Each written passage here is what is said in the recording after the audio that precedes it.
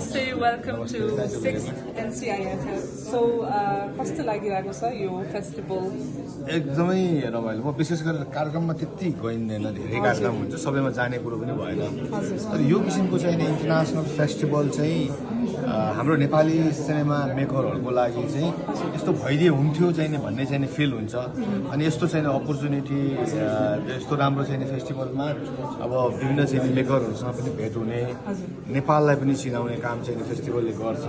मलाई चाहिँ एकदमै एकदमै रमाइलो फिल भइरहेछ र इट्स ग्रेट अनर। हजुर, अनि यत्रो धेरै कन्ट्रिजहरूबाट आज फिल्महरू स्क्रिन हुँदैछ। हजुर एज अ डिरेक्टर नेपाली मुभीको कस्तो खालको एक्सपेक्टेसन्सहरू बोक्नु भएको छ यो फेस्टिभलमा?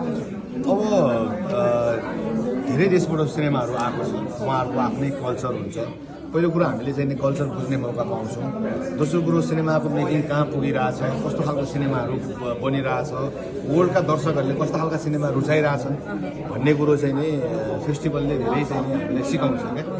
सो मैले त अब डेफिनेटली फेस्टिभलमा आउने सिनेमा सेलेक्ट भइसकेका सिनेमा नराम्रो त पक्कै पनि हुँदैन। सो मैले एक्सपेक्टेसन चाहिँ नि यहाँबाट केही कुरा सिक्छु भनेरै चाहिँ आएको छु त्यो एक्सपेक्टेसन। हजुर, नेपाल कतिको पिछडिएको छ कि फिल्म सेक्टरमा होइन, अथवा विश्वका कतिपय फिल्महरूले नेपालबाट केही सिकेर जान्छन् कि भन्ने खालको एक्सपेक्टेसन चाहिँ हामीले पनि राखेको छौँ। Anyways all the best. अनि इभेन्टको लागि चाहिँ हजुरलाई एकदमै शुभकामना अनि अल द बेस्ट अनि welcome as well as the festival. Thank you.